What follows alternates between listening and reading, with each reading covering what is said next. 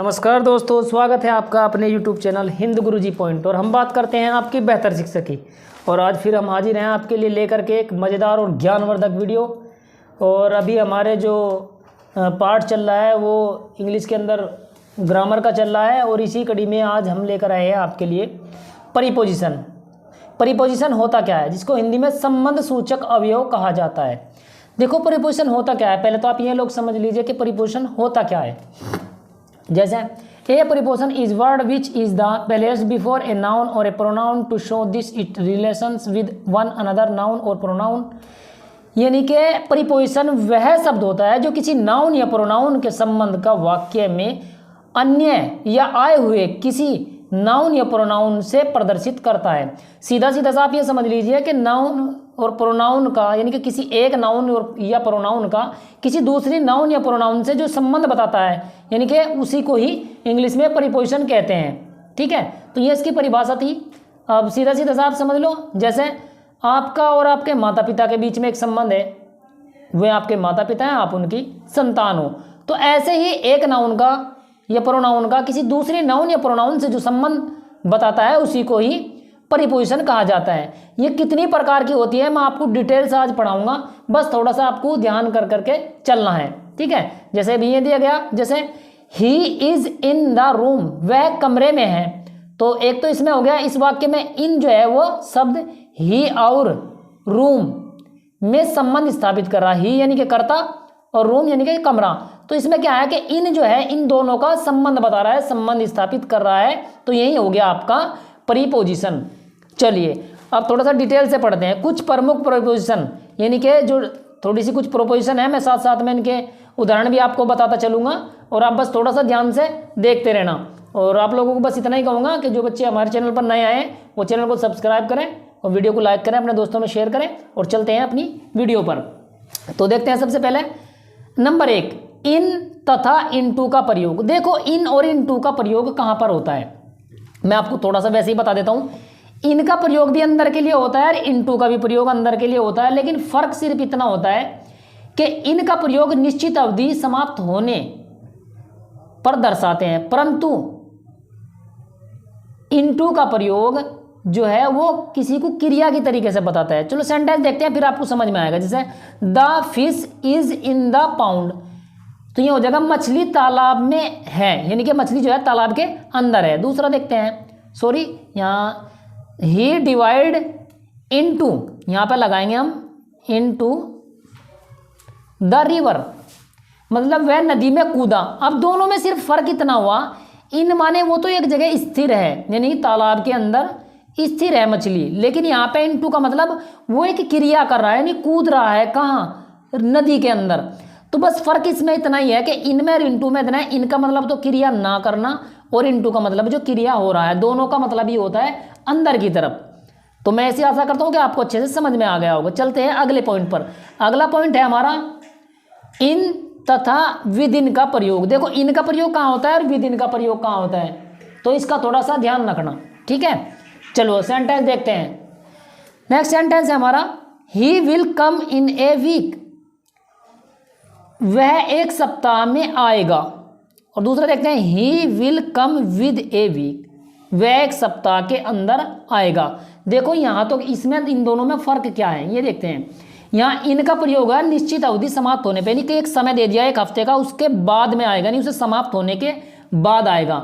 लेकिन जो विदिन है, विदिन का प्रयोग अवधि के पूर्ण होने से पहले ही बता रहा है, यानी कि ये तो एक हफ्ते के अंदर अंदर आ जाएगा और वो एक हफ्ते के बाद आएगा। तो यहाँ पे जहाँ किसी समय के खत्म होने के बाद आता हो वहाँ पे तो इनका प्रयोग करते हैं, और जहाँ जो समय दे दिया, जो समय अवधि दे दी उसके अंदर अंदर अगर वो काम हो रहा है तो वहाँ पे विद इन का प्रयोग करते हैं। तो चलते हैं अगले पेज पर और बस थोड़ा सा ध्यान से देखते जाना, अच्छे से समझ में आ जाएगा।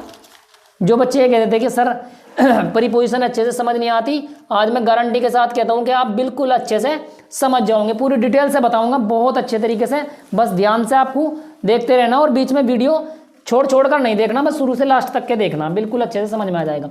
चलते हैं नेक्स्ट पॉइंट पर। नेक्स्ट पॉइंट है हमारा 3, बाई तथा फ्रॉम का प्रयोग। देखो बाई तथा फ्रॉम का प्रयोग कहाँ होता है, दोनों का ही अर्थ होता है से या परंतु। बाय का प्रयोग किसी के द्वारा कार्य होने के अर्थ में होता है, लेकिन फ्रॉम का प्रयोग किसी से अलग होने के अर्थ में होता है। सीधा सीधा सा समझने की बात इतनी है कि बाय का प्रयोग जो है वहां पर करते हैं जिसके द्वारा कोई काम हो रहा हो, लेकिन फ्रॉम का प्रयोग वहां होता है जहां पे हम किसी से अलग हो रहे हों। देखते हैं sentence. He went to Delhi by bus, वह बस से दिल्ली गया या बस के द्वारा दिल्ली गया, तो किसी बस के द्वारा गया है तो बाय का प्रयोग यहाँ पे बस के द्वारा के लिए किया गया है। इसका मतलब यहाँ किसी के द्वारा कोई काम हो रहा है, वहां पे हम बाय का प्रयोग करते हैं। They leaves feel from the tree, देखो कितना अच्छा सेंटेंस दिया उन्होंने। पेड़ से जो है वो पत्ते अलग हो रहे हैं, यहाँ पे अलग होने का काम हो रहा है, वहां उसके द्वारा कहीं जाया जा रहा है। ठीक है, तो पेड़ से पत्ते अलग हो रहे हैं, तो जहाँ पे अलग होने की बात होती है वहां पे फ्रॉम का प्रयोग करते हैं, जहां जिसके द्वारा कोई काम किया जाता है वहां पे बाय का प्रयोग करते हैं। तो मैं ऐसी आशा करता हूं कि अच्छे से समझ में आ रहा होगा आप लोगों को। चलते हैं नेक्स्ट पॉइंट पर। नेक्स्ट पॉइंट है हमारा फोर तथा सिंस का प्रयोग। ये मैं आपको टेंस में भी आपको इंपॉर्टेंट होगा, जब टेंस कराऊंगा तब बता दूंगा आपको कि किस चीज का प्रयोग करता है। जहां पे समय निश्चित होता है वहां पे सिंस का प्रयोग किया जाता है, और जहां समय अनिश्चित होता है वहां पर फोर का प्रयोग किया जाता है। निश्चित समय वो होता है जिसमें समय का नाम दिया जाए, और फोर उस समय के लिए लगाते हैं जिसमें समय का नाम न दिया जाए बल्कि उसकी संख्या बता दी जाए, या हमें समय ज्ञात ना हो कि कितने दिन की बात हो रही है, कितने समय की बात हो रही है। देखते हैं sentence. He has been living in this house for 4 months, देखो कितना अच्छा सेंटेंस है। वह 4 माह से इस घर में रह रहा है। तो देखो यहाँ 4 months, आप कहोगे सर 4 महीने की बात होगी तो ये भी निश्चित समय। जी नहीं, क्योंकि हमें ये पता नहीं लगा कि कौन से 4 महीने हैं, तो इसीलिए ये समय अनिश्चित हो गया, तो यहाँ पे हमने 4 का प्रयोग किया है। अगर हो जाता है ऐसे जनवरी से या फरवरी से या दिसंबर से, समय का नाम दे देता, महीनों का नाम दे देता, तो हो जाता है यहाँ पे सिंस। इसलिए यहाँ समय अनिश्चित है तो यहाँ पे हमने 4 का प्रयोग किया है। देखते हैं अगला sentence. He has been living in this house here since 2009, देखो यहाँ पे समय का नाम दे दिया 2009।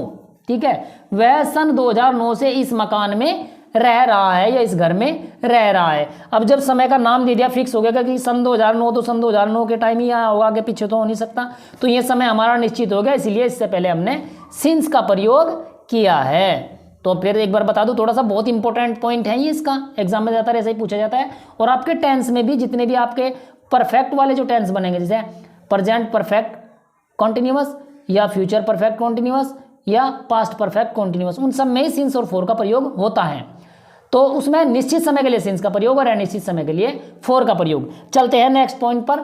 5th पॉइंट है आपका ऑन तथा अपोन का प्रयोग। अब ऑन तथा अपोन का प्रयोग कहां पर होता है, बहुत थोड़ा सा डिटेल से देखना है आपको, और आपको अच्छे से समझ में आ जाएगा कि ऑन और अपोन का प्रयोग कहां पर होता है। ऑन तथा अपोन दोनों का ही अर्थ होता है पर या ऊपर, परंतु ऑन स्थिर स्थिति में आता है और अपोन गतिमान प्रकट स्थित करता है। अब देखो सुनो मेरी बात, जैसे मैंने कहा ये पेन पुस्तक के ऊपर रखा है तो ये एक स्थिति में है, एक जगह स्थिर है, ये ऐसी स्थिति में है कि स्थिर है, तो ये ऑन हो गया।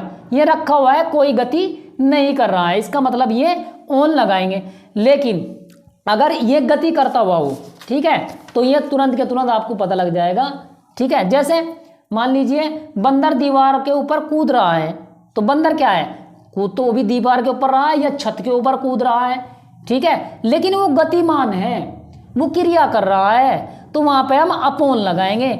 जहां कोई क्रिया ना कर रहा हो और एक जगह चीज रखी हुई हो किसी के ऊपर, उसके लिए अपोन लगाते हैं, और जो किसी के ऊपर कोई गति करता हो वहां पे हम अपोन लगाते हैं। ठीक है, देखते हैं इसके सेंटेंस को। जैसे the book is on the table, ठीक है, किताब जो है या पुस्तक मेज के ऊपर है, तो किताब रखी हुई है एक जगह, वो बिल्कुल भी कोई गति नहीं कर रही है। जैसी ये हमारी बुक रखी हुई है तो ये गति नहीं कर रही है, तो इसका मतलब ये ऑन है, यानी कि the book is on the table.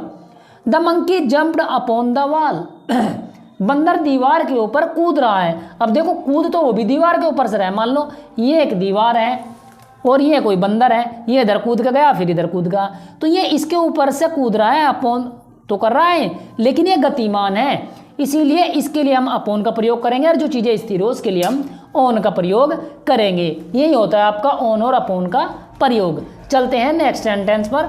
Next sentence है हमारा, सॉरी सेंटेंस नहीं, पॉइंट 6, टू का प्रयोग, अब टू का प्रयोग कहाँ पर होता है? जैसे माफ कीजिएगा, टू का प्रयोग के या के अर्थ में संबंध जोड़ने के लिए किया जाता है, यानी कि किसी जहाँ के की बात आती हो वहाँ पे उस किसी दूसरी चीज़ से संबंध जोड़ा जाता है, वहाँ पे प्रयोग इसका किया जाता है। जैसे ही वेंट टू आगरा, वह आगरा गया, तो यहाँ पे वह का आगरा से संबंध जोड़ दिया इन्होंने, ठीक है। कौन गया? वह गया। कहाँ गया? तो आगरा गया। तो इसका मतलब ही वेंट टू आगरा, वह आगरा गया। तो यहाँ पे टू का काम हुआ एक दूसरे का संबंध जोड़ना, यानी कि एक दूसरे का रिलेशन बनाना, ठीक है। चलते हैं नेक्स्ट पॉइंट पर। नेक्स्ट पॉइंट है हमारा 7th, बिहाइंड या आफ्टर का प्रयोग। देखो बहुत ही इंपॉर्टेंट है, जैसे अपॉन और ऑन आया था, सिंस और फॉर आया था, वैसे बिहाइंड और आफ्टर है। देखो थोड़ा सा बस आप लोग थोड़ा ध्यान से देखते रहा करो, इन दोनों का ही अर्थ होता है पीछे। देखो अब बिहाइंड का मतलब भी पीछे होता है और आफ्टर का मतलब भी पीछे होता है, लेकिन बिहाइंड तो स्थिर स्थिति में आता है और आफ्टर गतिमान में। बिल्कुल वैसे ही है जैसे ऑन और अपॉन। देखो जैसे बिहाइंड है ये तो एक जगह रखी हुई चीज़ें के बारे में बात करेगा, लेकिन आफ्टर जो है वो गतिमान होगा, नहीं चलता हुआ दिखाई देगा। अभी जब सेंटेंस पढ़ेंगे तो अच्छे से आप लोगों को समझ में आ जाएगा। अगर कुछ बच्चे ये लग रहा होगा सर थोड़ा जल्दी बोल रहे हैं, तो आप अपनी वीडियो को रोक रोक करके भी देख सकते हैं, लेकिन देखना पूरा शुरू से अंत तक अगर आप देखोगे तो अच्छे से समझ में आएगा। देखते हैं बिहाइंड और आफ्टर के लिए जो सेंटेंस यूज हुए हैं। There is a tree behind my house. देखो कितना बढ़िया सेंटेंस है। मेरे घर के पीछे एक पेड़ है। अब देखो पेड़ है मेरे घर के पीछे, तो पीछे की बात यहाँ भी हुई, बिहाइंड का मतलब पीछे, आफ्टर का मतलब भी पीछे, लेकिन यहाँ बिहाइंड का मतलब होगा मेरे घर के पीछे एक पेड़ है। तो पेड़ खड़ा हुआ है, वो स्थिर है, वो कोई गति नहीं कर रहा है, वो इधर उधर नहीं जा रहा है, पेड़ एक जगह पे लगा हुआ है और वहीं पर ही वो बढ़वार कर रहा है। The cat run after the mouse. ओहो कितना अच्छा। बिल्ली चूहे के पीछे दौड़ी। कहाँ पर दौड़ी? तो बिल्ली जो है वो चूहे के पीछे दौड़ी। देखो यहाँ भी पीछे की बात आ गई, लेकिन यहाँ पर बिल्ली जो है वो गति कर रही है, किसके? चूहे के पीछे दौड़ रही है। तो इसका मतलब पीछे तो है वो। जैसे पुलिस चोर के पीछे दौड़ी, तो वहाँ पे भी क्या है?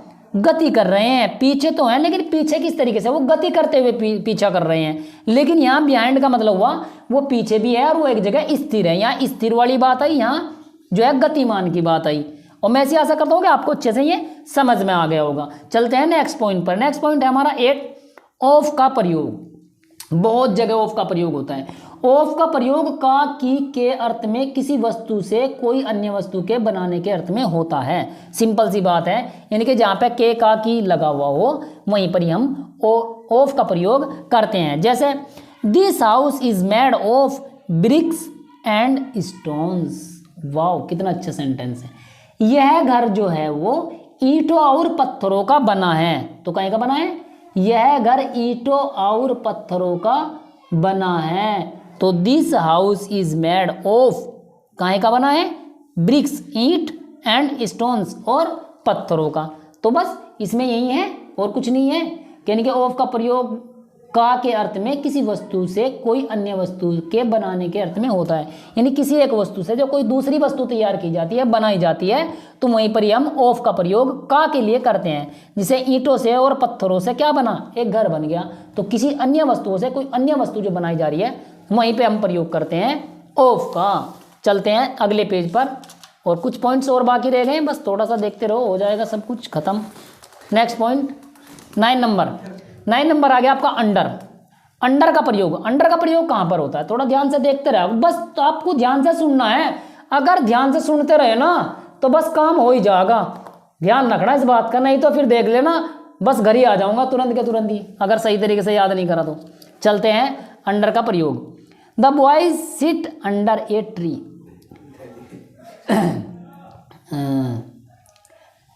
लड़का पेड़ के नीचे बैठा है। देखो अंडर का मतलब होता है किसी की चीज के नीचे या किसी वस्तु के नीचे, और ओन का मतलब होता है ऊपर। जैसे अभी मैंने कहा था, पीछे मैंने ओन और अपोन पढ़ाया आपको, तो ओन वहां पे यूज करते हैं जब किसी चीज के ऊपर कोई चीज रखी हुई हो और वो अस्थिर हो। अपोन का मतलब वहां होता है जब कोई चीज किसी के ऊपर से क्रिया कर रही हो, जैसे बंदर इधर उधर घूम रहा था।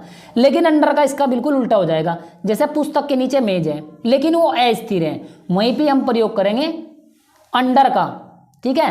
यानी कि किसी के नीचे जो चीज रखी हुई होती है और वो गति ना करती हो, तो वहीं पे हम लगाते हैं अंडर। जैसे the boy sit under a tree, जो लड़का है वो पेड़ के नीचे बैठा हुआ है, तो वो कोई गति नहीं कर रहा है, बैठा हुआ है। नेक्स्ट पॉइंट देखते हैं, ये भी समझ में आ जाएगा।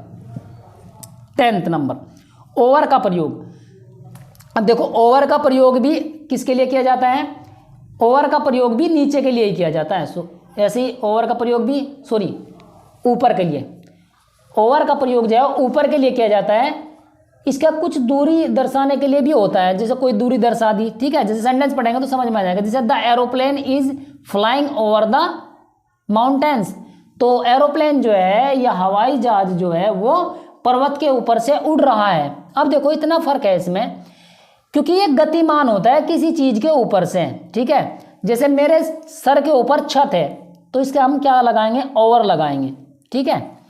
तो यहाँ पे क्या है, यानी कुछ दूरी अगर हमारे बीच में हो जाती है, हमारे ऊपर हो जाती है, तो वहां पे हम ओवर का प्रयोग करते हैं। जैसे एरोप्लेन जो है वो पर्वत के ऊपर, अब पर्वत के ऊपर बिल्कुल टच होगा नहीं, मतलब कुछ दूरी उनके बीच में आ जाएगी, तो वहीं पर हम ओवर का प्रयोग करते हैं कि एरोप्लेन जो है वो पर्वतों के ऊपर उड़ता है, ठीक है। जैसे पक्षी जो है वो पेड़ों के ऊपर उड़ते हैं, ठीक है। बिल्कुल ऐसा ही सेंटेंस है, मतलब इसी तरीके से होता है कि जहाँ पे कुछ दूरी उनके अंदर मेंटेन हो जाती है, वहीं पे आपका ओवर का प्रयोग करते हैं। चलते हैं नेक्स्ट पॉइंट पर, 11। इन फ्रंट ऑफ का प्रयोग बहुत इंपॉर्टेंट है। इन फ्रंट ऑफ का प्रयोग, इन फ्रंट ऑफ का प्रयोग सामने के अर्थ में स्थिर दशा में प्रकट करने के लिए किया जाता है। देखो जैसे मेरे सामने क्या रखा? ये पेन रखा, तो इन फ्रंट ऑफ, ठीक है। लेकिन ये स्थिर होना चाहिए, गतिमान ना हो। जैसे मेरे सामने बंदर बैठा, तो बंदर बैठा होना चाहिए, वो उछल कूद ना कर रहा हो, ठीक है। तो वहीं पे हम प्रयोग करते हैं इन फ्रंट ऑफ यू, बिल्कुल मेरे सामने, ठीक है। जैसे एक गाड़ी के सामने बिल्ली आ गई, तो बिल्कुल इसका सामने का मतलब ये हुआ कि बिल्कुल फ्रंट पे उसके, इन फ्रंट ऑफ यानी बिल्कुल जस्ट सामने। और फिर क्या हुआ? ब्रेक मार दिया गाड़ी वाले, नहीं तो पता लगता बिल्ली पहुंच गई थी भगवान जी के घर, ठीक है। तो इन फ्रंट ऑफ का मतलब बिल्कुल जस्ट सामने। देखते हैं अभी सेंटेंस क्या होता है इसका। There is a garden in front of my house, बहुत ही अच्छा सेंटेंस है। मेरे घर के सामने एक बगीचा है, तो मेरे घर के सामने बिल्कुल जस्ट मेरे घर के सामने, और वो स्थिर एक जगह, हिला डुला नहीं है बिल्कुल भी, ठीक है। जैसे मेरे सामने अचानक से भूत आ गया, ठीक है। अरे भूत भूत कुछ नहीं होता, भूत नहीं आता, ठीक है। वो सब बेकार की बातें हैं, बेका भूत होता है, भूत नहीं होता, हमने कभी देखा नहीं, और शायद आप लोगों ने भी नहीं देखा होगा। चलते हैं अपने पॉइंट पर। नेक्स्ट है हमारा पॉइंट 12, विद का प्रयोग। देखो विद आपने देखा होगा बहुत सेंटेंस में लगा हुआ आता है, लेकिन आप लोगों को आज तक ये नहीं पता था कि विद का प्रयोग कहाँ होता है। विद का प्रयोग से के अर्थ में किसी यंत्र की सहायता से काम करने के लिए किया जाता है। अब देखो किस तरीके से, जब हम किसी भी यंत्र से, चाहे वो हथौड़ा हो, फावड़ा हो, कुल्हाड़ा हो, जिस यंत्र के द्वारा हम कोई काम करते हैं, ठीक है, किसी मशीनरी के द्वारा हम जब किसी काम को पूरा करते हैं, तो उस यंत्र के लिए ही हम विद का प्रयोग करते हैं। जैसे the woodcutter is cutting wood with an axe, हाँ कितना अच्छा। जैसे लकड़हारा कुल्हाड़ी से लकड़ी काट रहा है, तो लकड़हारा कहीं से काट रहा है? लकड़ी कुल्हाड़ी से काट रहा है। तो देखो यहाँ पे मैंने विद एन एक्स, यानी कि एक कुल्हाड़ी से या कुल्हाड़े से, ठीक है। तो जब किसी के द्वारा हम काम जैसे लकड़ी कहीं से काटी जा रही है, कुल्हाड़ी से काटी जा रही है, तो यहाँ पे हमने विद का प्रयोग करा। जैसे मैं पेन से पढ़ा रहा हूँ, ठीक है, पेन के साथ, मैं पेन के साथ पढ़ा रहा हूँ, तो बिना पेन के तो मैं लिख ही नहीं सकता, या मैं पेन से लिख रहा हूँ तो बिना पेन के लिख दूंगा नहीं, तो विद पेन, ठीक है। तो मतलब जहाँ किसी संसाधन के द्वारा या किसी साधन के द्वारा या किसी यंत्र के द्वारा जब हम किसी काम को पूरा करते हैं, वहीं पे हम प्रयोग करते हैं इंग्लिश में विद का। चलते हैं अगले पॉइंट पर। अगला पॉइंट है 13, बिटवीन तथा अमंग का प्रयोग। देखो बिटवीन और अमंग दोनों का ही प्रयोग होता है बीच के लिए, ठीक है, लेकिन किसके कहाँ आएगा वो मैं आप लोगों को अभी बता दे रहा हूँ, ठीक है। दोनों के बीच में तुलना के लिए बिटवीन का, और दो से अधिक के लिए अमंग का प्रयोग होता है। सीधा सा समझ लेना, जैसे हमारे पास एक पेन ये है और एक पेन ये है, ये दो पेन हो गई, और इसके बीच में हमने ये एक और पेन रख दिया तीसरा, तो यहाँ पे हम प्रयोग करेंगे बिटवीन, क्योंकि दो चीज़ों के बीच में कोई तीसरी चीज़ होगी, उस पर हम, उसके लिए हम प्रयोग करेंगे बिटवीन। लेकिन अगर हमारे पास बहुत सारे पेन हो और मैं कहूँ कि इसमें से पिंक वाला पेन निकाल दो, तो ये हो जाएगा जब बहुत सारी चीज़ों में से एक चीज़ अलग होगी। बहुत सारी चीज़ों में से एक चीज़ अलग होगी तो उसके लिए लगाएंगे हम अमंग, और जब दो में से तीसरी अलग होगी या 2 के बीच में तीसरी होगी, उसके लिए लगाएंगे बिटवीन। ठीक है, अब तो मुझे ऐसा लग रहा है कि आपको अच्छे से समझ में आ गया होगा। चलो सेंटेंस के माध्यम से समझते हैं। Divide this money between Ram and Shyam. देखो कितना बढ़िया सेंटेंस है। इस धन को राम और श्याम के बीच में बांट दो। तो 2 आदमी हैं, एक राम और एक श्याम, तो दोनों के बीच में बांट दिया क्या, धन। तो यहां पर हमने प्रयोग करा बिटवीन का। आगे देखते हैं, sweets are distributed among the students. मिठाई को छात्रों के बीच में बांटा गया। अब देखो कुछ मिठाई थी तो छात्रों के बीच में बांटा गया। अब कुछ मिठाई ले गए हम 2, 3, 4, 5 किलो, 26 जनवरी में बटेगा गुलदाना और लड्डू, तो समझ लो कि सब बच्चों को बांटा जाएगा। तो वहां पे हम बिटवीन नहीं लगा सकते, वहां पे हम अमंग लगाएंगे, क्योंकि वहां सभी बच्चों की बात हो रही है। जहां 2 की बात होती बांटने की, तो वहां क्या करते, वहां बिटवीन का प्रयोग करते। ठीक है, अब मैं ऐसी आशा करता हूं आपको बिटवीन और अमंग अच्छे से समझ में आ गया होगा। चलते हैं नेक्स्ट पॉइंट पर, बिसाइड और बिसाइड्स का प्रयोग। ठीक है, और ये लास्ट है, थोड़ा अच्छे से समझना। किसी वस्तु के निकटता को दर्शाने के लिए बिसाइड का प्रयोग होता है, तथा अतिरिक्त या अलावा के भाव को दर्शाने के लिए बिसाइड्स का प्रयोग होता है। ठीक है, जैसे इसके अतिरिक्त। चलो सेंटेंस समझते हैं, तब अच्छे से आपको समझ में आ जाएगा। Mohan sitting beside my sister. Mohan मेरी बहन के निकट बैठा था। यहां तो बात आ गई निकट की। ठीक है, Mohan sitting besides my sister. Mohan मेरी बहन के निकट बैठा था। अगले में देखते हैं, besides a pen Mohan bought a book. अब देखो, पेन के अतिरिक्त या पेन के अलावा मोहन ने किताब भी खरीदी। यहां तो मतलब हो गया बराबर में या नजदीक में, लेकिन यहां मतलब हुआ इसके अलावा या इसके अतिरिक्त। अब आपको अच्छे से समझ में आ गया कि बिसाइड का प्रयोग कहां होता है और बिसाइड्स का कहां होता है। तो बिसाइड का मतलब जो नजदीक हो, और बिसाइड्स का मतलब उसके अलावा या उसके अतिरिक्त। और काफ़ी देर हो गई है, थोड़ी वीडियो भी लंबी हो गई होगी, तो अब मैं ऐसी आशा करता हूं कि आप लोगों को आज अच्छे से परिपोजिशन यानी संबंध सूचक समझ में आ गया होगा। और बस आप लोग शुरू से अंत तक देखा करो, मैं पूरी डिटेल से पढ़ाता हूँ, कोई भी पॉइंट आपका छूटेगा नहीं बिल्कुल भी। थोड़ा ध्यान से करते रहा करो। और अंत में बस इतना ही कि जो बच्चे नए हैं वो हमारे चैनल को सब्सक्राइब करें, वीडियो को लाइक करें, अपने दोस्तों में शेयर करें। और जो बच्चे नए आए हैं उनके लिए एक चीज़ हो रहा है, हमने सभी सब्जेक्ट की जितने भी हमने कंप्लीट करा दिया उनकी प्लेलिस्ट बना दिया है। हिंदी की कंप्लीट हो गई हमारी वीडियो, तो वो जा करके उसमें से भाई एक एक पॉइंट से सभी की सभी वीडियो देख सकता है। मैथ की चल रही हैं, कला की हमने सभी जितने भी आपके 20 नंबर के विकल्प आएंगे जितने उसमें बनते थे वो बना दिया हमने। और इंग्लिश के भी बस कुछ ही पॉइंट रह गए हैं, इनकी चली रही हैं। जो नए आए हैं वो पीछे से स्टार्टिंग से लेके आर्टिकल्स, नाउन, प्रोनाउन, एडजेक्टिव सभी करा दिए। तो देखते रहें अच्छे से, कोई दिक्कत नहीं, सारी करा देंगे आप लोगों को। बस आपको वॉच अच्छे से करते रहना है, छोड़ना नहीं कुछ भी। ये हमारी गारंटी। जो आपके 20 नंबर के विकल्प आएंगे किसी भी पेपर के, उनकी हर एक पेपर की हम आपको तैयारी कराएंगे। जल्दी ही हम आपको सामाजिक विज्ञान के जो 20 नंबर के विकल्प आएंगे उनकी भी तैयारी कराएंगे। और छात्राओं के लिए जिनके पास में गृह विज्ञान है उनकी भी हम कोशिश कर रहे हैं एक स्पेशलिस्ट ला के उनसे जो भी उसका निचोड़ है वो निकलवा करके आप लोगों के सम्मुख उनसे ही कराएं या किसी दूसरे टीचर से कराएं या खुद करें। लेकिन आप लोगों को 100% जो आपके 20 नंबर का विकल्प आएगा वो पूरे आपके हम तैयारी कराते रहेंगे। और बस अंत में इतना ही कि सब बच्चे ध्यान से पढ़ें, परीक्षाएं नज़दीक हैं और आप खुश रहें, आपके घर वाले खुश रहें। जय हिंद, धन्यवाद।